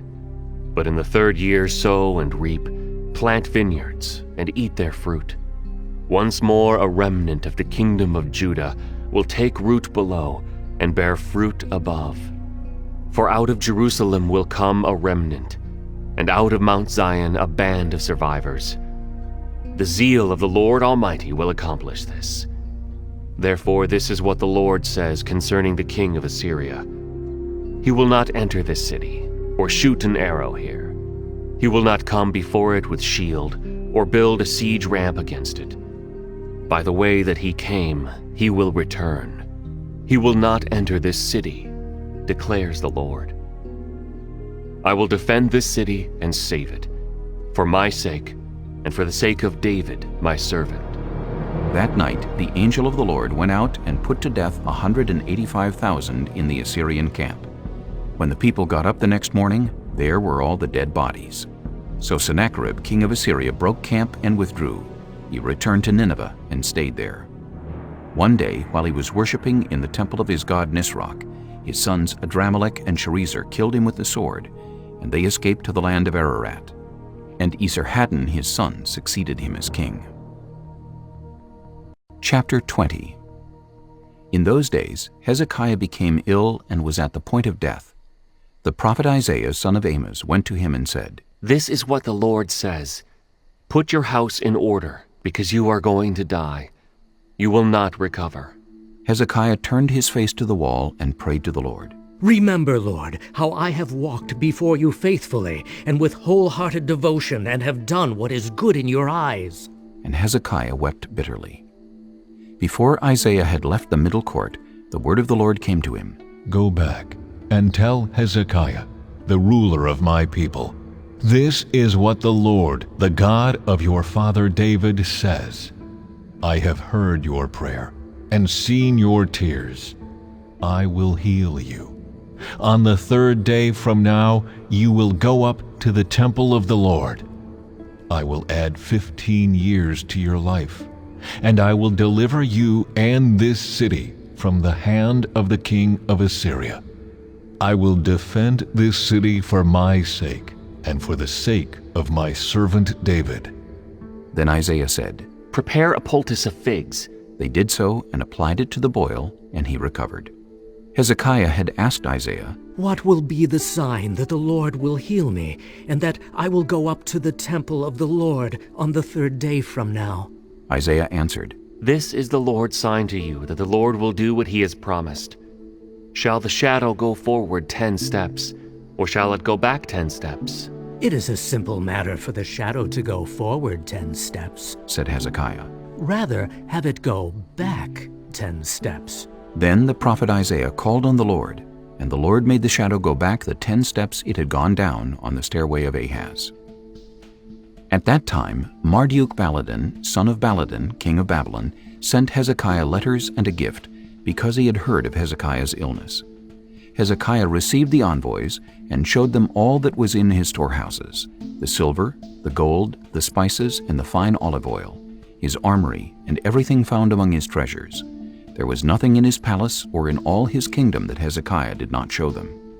Then Isaiah the prophet went to King Hezekiah and asked, What did those men say, and where did they come from? From a distant land, Hezekiah replied. They came from Babylon. The prophet asked, What did they see in your palace? They saw everything in my palace, Hezekiah said. There is nothing among my treasures that I did not show them. Then Isaiah said to Hezekiah, Hear the word of the Lord. The time will surely come when everything in your palace, and all that your predecessors have stored up until this day, will be carried off to Babylon. Nothing will be left, says the Lord. And some of your descendants, your own flesh and blood who will be born to you, will be taken away, and they will become eunuchs in the palace of the king of Babylon. The word of the Lord you have spoken is good, Hezekiah replied, for he thought, Will there not be peace and security in my lifetime? As for the other events of Hezekiah's reign, all his achievements and how he made the pool and the tunnel by which he brought water into the city, are they not written in the book of the annals of the kings of Judah? Hezekiah rested with his ancestors, and Manasseh his son succeeded him as king. Chapter 21. Manasseh was 12 years old when he became king, and he reigned in Jerusalem 55 years. His mother's name was Hephzibah. He did evil in the eyes of the Lord, following the detestable practices of the nations the Lord had driven out before the Israelites. He rebuilt the high places his father Hezekiah had destroyed. He also erected altars to Baal and made an Asherah pole, as Ahab king of Israel had done. He bowed down to all the starry hosts and worshipped them. He built altars in the temple of the Lord, of which the Lord had said, "In Jerusalem I will put my name." In the two courts of the temple of the Lord he built altars to all the starry hosts. He sacrificed his own son in the fire, practiced divination, sought omens, and consulted mediums and spiritists. He did much evil in the eyes of the Lord, arousing his anger. He took the carved Asherah pole he had made and put it in the temple of which the Lord had said to David and to his son Solomon, "In this temple and in Jerusalem, which I have chosen out of all the tribes of Israel, I will put my name forever. I will not again make the feet of the Israelites wander from the land I gave their ancestors, if only they will be careful to do everything I commanded them, and will keep the whole law that my servant Moses gave them." But the people did not listen. Manasseh led them astray, so that they did more evil than the nations the Lord had destroyed before the Israelites. The Lord said through his servants the prophets, "Manasseh, king of Judah, has committed these detestable sins. He has done more evil than the Amorites who preceded him, and has led Judah into sin with his idols. Therefore, this is what the Lord, the God of Israel, says. I am going to bring such disaster on Jerusalem and Judah that the ears of everyone who hears of it will tingle. I will stretch out over Jerusalem the measuring line used against Samaria, and the plumb line used against the house of Ahab. I will wipe out Jerusalem as one wipes a dish, wiping it and turning it upside down. I will forsake the remnant of my inheritance and give them into the hands of enemies. They will be looted and plundered by all their enemies. They have done evil in my eyes and have aroused my anger from the day their ancestors came out of Egypt until this day." Moreover, Manasseh also shed so much innocent blood that he filled Jerusalem from end to end, besides the sin that he had caused Judah to commit, so that they did evil in the eyes of the Lord. As for the other events of Manasseh's reign and all he did, including the sin he committed, are they not written in the book of the annals of the kings of Judah? Manasseh rested with his ancestors and was buried in his palace garden, the garden of Uzzah, and Amon his son succeeded him as king. Amon was 22 years old when he became king, and he reigned in Jerusalem 2 years. His mother's name was Meshullemeth, daughter of Herez. She was from Jotbah.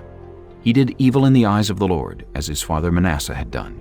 He followed completely the ways of his father, worshipping the idols his father had worshipped, and bowing down to them. He forsook the Lord, the God of his ancestors, and did not walk in obedience to him. Ammon's officials conspired against him and assassinated the king in his palace.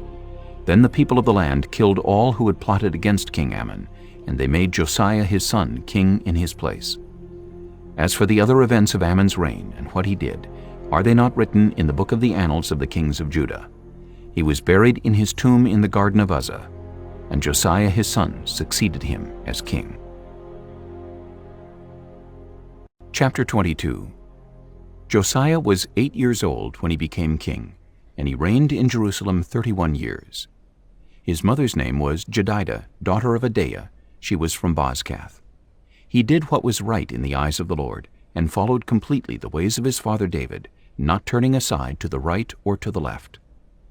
In the 18th year of his reign, King Josiah sent the secretary, Shaphan, son of Azaliah, the son of Meshullam, to the temple of the Lord. He said, "Go up to Hilkiah the high priest, and have him get ready the money that has been brought into the temple of the Lord, which the doorkeepers have collected from the people. Have them entrust it to the men appointed to supervise the work on the temple, and have these men pay the workers who repair the temple of the Lord, the carpenters, the builders, and the masons. Also have them purchase timber and dressed stone to repair the temple. But they need not account for the money entrusted to them, because they are honest in their dealings. Hilkiah the high priest said to Shaphan the secretary, I have found the book of the law in the temple of the Lord. He gave it to Shaphan, who read it.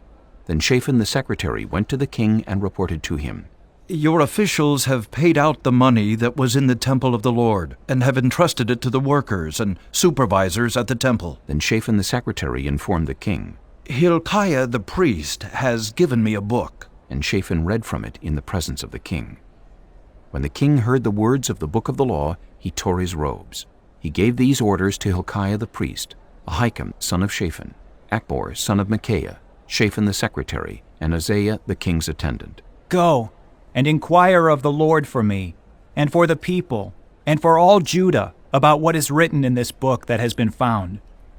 Great is the Lord's anger that burns against us, because those who have gone before us have not obeyed the words of this book.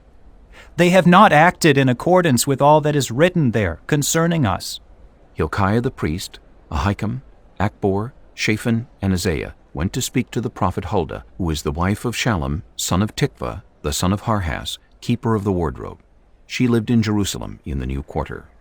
She said to them, This is what the Lord, the God of Israel, says. Tell the man who sent you to me, this is what the Lord says. I am going to bring disaster on this place and its people, according to everything written in the book the king of Judah has read, because they have forsaken me and burned incense to other gods and aroused my anger by all the idols their hands have made. My anger will burn against this place and will not be quenched. Tell the king of Judah, who sent you to inquire of the Lord, this is what the Lord, the God of Israel, says concerning the words you heard. Because your heart was responsive, and you humbled yourself before the Lord when you heard what I have spoken against this place and its people, that they would become a curse and be laid waste, and because you tore your robes and wept in my presence, I also have heard you, declares the Lord. Therefore I will gather you to your ancestors, and you will be buried in peace. Your eyes will not see all the disaster I am going to bring on this place. So they took her answer back to the king. Chapter 23. Then the king called together all the elders of Judah and Jerusalem. He went up to the temple of the Lord with the people of Judah, the inhabitants of Jerusalem, the priests and the prophets, all the people from the least to the greatest. He read in their hearing all the words of the book of the covenant, which had been found in the temple of the Lord. The king stood by the pillar and renewed the covenant in the presence of the Lord, to follow the Lord and keep his commands, statutes, and decrees with all his heart and all his soul, thus confirming the words of the covenant written in this book. Then all the people pledged themselves to the covenant. The king ordered Hilkiah the high priest, the priest next in rank, and the doorkeepers to remove from the temple of the Lord all the articles made for Baal and Asherah and all the starry hosts. He burned them outside Jerusalem in the fields of the Kidron Valley and took the ashes to Bethel. He did away with the idolatrous priests appointed by the kings of Judah to burn incense on the high places of the towns of Judah and on those around Jerusalem, those who burned incense to Baal, to the sun and moon, to the constellations, and to all the starry hosts. He took the Asherah pole from the temple of the Lord to the Kidron Valley outside Jerusalem and burned it there. He ground it to powder and scattered the dust over the graves of the common people. He also tore down the quarters of the male shrine prostitutes that were in the temple of the Lord, the quarters where women did weaving for Asherah. Josiah brought all the priests from the towns of Judah and desecrated the high places, from Geba to Beersheba, where the priests had burned incense. He broke down the gateway at the entrance of the gate of Joshua, the city governor, which was on the left of the city gate. Although the priests of the high places did not serve at the altar of the Lord in Jerusalem, they ate unleavened bread with their fellow priests. He desecrated Topheth, which was in the valley of Ben Hinnom, so no one could use it to sacrifice their son or daughter in the fire to Molech. He removed from the entrance to the temple of the Lord the horses that the kings of Judah had dedicated to the sun. They were in the court near the room of an official named Nathan-Melech. Josiah then burned the chariots dedicated to the sun.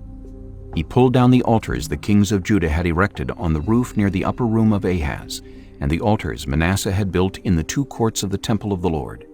He removed them from there, smashed them to pieces, and threw the rubble into the Kidron Valley. The king also desecrated the high places that were east of Jerusalem on the south of the Hill of Corruption, the ones Solomon, king of Israel, had built for Ashtoreth, the vile goddess of the Sidonians, for Chemosh, the vile god of Moab, and for Molech, the detestable god of the people of Ammon. Josiah smashed the sacred stones and cut down the Asherah poles and covered the sites with human bones.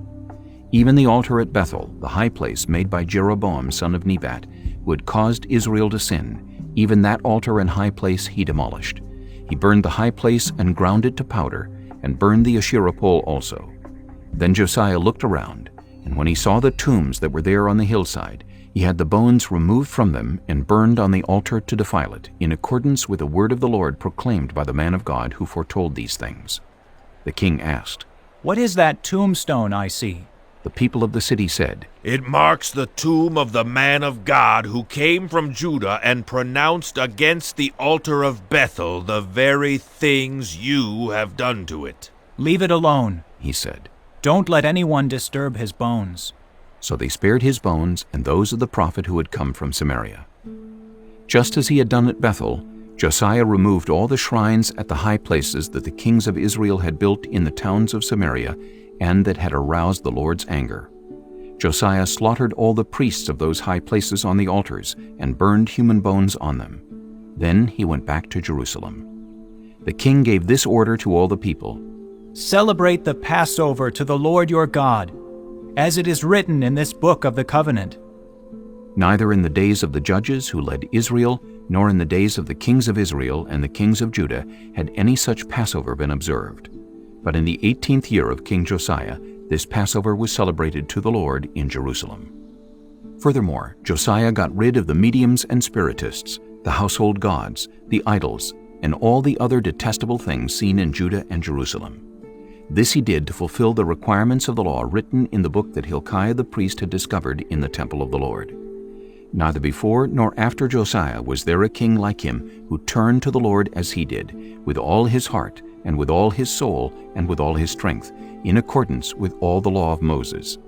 Nevertheless, the Lord did not turn away from the heat of his fierce anger, which burned against Judah because of all that Manasseh had done to arouse his anger. So the Lord said, I will remove Judah also from my presence as I removed Israel, and I will reject Jerusalem, the city I chose, and this temple, about which I said, my name shall be there. As for the other events of Josiah's reign and all he did, are they not written in the book of the annals of the kings of Judah? While Josiah was king, Pharaoh Necho, king of Egypt, went up to the Euphrates River to help the king of Assyria. King Josiah marched out to meet him in battle, but Necho faced him and killed him at Megiddo. Josiah's servants brought his body in a chariot from Megiddo to Jerusalem and buried him in his own tomb. And the people of the land took Jehoahaz, son of Josiah, and anointed him and made him king in place of his father. Jehoahaz was 23 years old when he became king, and he reigned in Jerusalem 3 months. His mother's name was Hamutal, daughter of Jeremiah. She was from Libnah. He did evil in the eyes of the Lord, just as his predecessors had done. Pharaoh Necho put him in chains at Riblah in the land of Hamath, so that he might not reign in Jerusalem, and he imposed on Judah a levy of 100 talents of silver and a talent of gold. Pharaoh Necho made Eliakim, son of Josiah, king in place of his father Josiah, and changed Eliakim's name to Jehoiakim. But he took Jehoahaz and carried him off to Egypt, and there he died. Jehoiakim paid Pharaoh Necho the silver and gold he demanded. In order to do so, he taxed the land and exacted the silver and gold from the people of the land according to their assessments. Jehoiakim was 25 years old when he became king, and he reigned in Jerusalem 11 years. His mother's name was Zebidah, daughter of Pedaiah. She was from Rumah. And he did evil in the eyes of the Lord, just as his predecessors had done. Chapter 24. During Jehoiakim's reign, Nebuchadnezzar, king of Babylon, invaded the land, and Jehoiakim became his vassal for 3 years. But then he turned against Nebuchadnezzar and rebelled. The Lord sent Babylonian, Aramean, Moabite, and Ammonite raiders against him to destroy Judah, in accordance with the word of the Lord proclaimed by his servants the prophets. Surely these things happened to Judah according to the Lord's command, in order to remove them from his presence because of the sins of Manasseh and all he had done, including the shedding of innocent blood. For he had filled Jerusalem with innocent blood, and the Lord was not willing to forgive. As for the other events of Jehoiakim's reign and all he did, are they not written in the book of the annals of the kings of Judah? Jehoiakim rested with his ancestors, and Jehoiakim his son succeeded him as king. The king of Egypt did not march out from his own country again, because the king of Babylon had taken all his territory from the Wadi of Egypt to the Euphrates River. Jehoiakim was 18 years old when he became king, and he reigned in Jerusalem 3 months. His mother's name was Nehushta, daughter of Elnathan. She was from Jerusalem. He did evil in the eyes of the Lord, just as his father had done. At that time, the officers of Nebuchadnezzar, king of Babylon, advanced on Jerusalem and laid siege to it. And Nebuchadnezzar himself came up to the city while his officers were besieging it. Jehoiakim, king of Judah, his mother, his attendants, his nobles, and his officials all surrendered to him. In the 8th year of the reign of the king of Babylon, he took Jehoiakim prisoner. As the Lord had declared, Nebuchadnezzar removed the treasures from the temple of the Lord and from the royal palace, and cut up the gold articles that Solomon, king of Israel, had made for the temple of the Lord. He carried all Jerusalem into exile, all the officers and fighting men, and all the skilled workers and artisans, a total of 10,000. Only the poorest people of the land were left. Nebuchadnezzar took Jehoiakim captive to Babylon. He also took from Jerusalem to Babylon the king's mother, his wives, his officials, and the prominent people of the land. The king of Babylon also deported to Babylon the entire force of 7,000 fighting men, strong and fit for war, and 1,000 skilled workers and artisans. He made Mattaniah, Jehoiakim's uncle, king in his place, and changed his name to Zedekiah. Zedekiah was 21 years old when he became king, and he reigned in Jerusalem 11 years. His mother's name was Hamutal, daughter of Jeremiah. She was from Libnah. He did evil in the eyes of the Lord, just as Jehoiakim had done. It was because of the Lord's anger that all this happened to Jerusalem and Judah, and in the end he thrust them from his presence. Now Zedekiah rebelled against the king of Babylon. Chapter 25. So in the 9th year of Zedekiah's reign, on the 10th day of the 10th month, Nebuchadnezzar, king of Babylon, marched against Jerusalem with his whole army. He encamped outside the city and built siege works all around it. The city was kept under siege until the 11th year of King Zedekiah. By the 9th day of the 4th month, the famine in the city had become so severe that there was no food for the people to eat. Then the city wall was broken through, and the whole army fled at night through the gate between the 2 walls near the king's garden, though the Babylonians were surrounding the city. They fled toward the Arabah, but the Babylonian army pursued the king and overtook him in the plains of Jericho. All his soldiers were separated from him and scattered, and he was captured. He was taken to the king of Babylon at Riblah, where sentence was pronounced on him. They killed the sons of Zedekiah before his eyes. Then they put out his eyes, bound him with bronze shackles, and took him to Babylon. On the 7th day of the 5th month, in the 19th year of Nebuchadnezzar, king of Babylon, Nebuzaradan, commander of the imperial guard, an official of the king of Babylon, came to Jerusalem. He set fire to the temple of the Lord, the royal palace, and all the houses of Jerusalem. Every important building he burned down. The whole Babylonian army, under the commander of the imperial guard, broke down the walls around Jerusalem. Nebuzaradan, the commander of the guard, carried into exile the people who remained in the city, along with the rest of the populace and those who had deserted to the king of Babylon. But the commander left behind some of the poorest people of the land to work the vineyards and fields. The Babylonians broke up the bronze pillars, the movable stands, and the bronze sea that were at the temple of the Lord, and they carried the bronze to Babylon.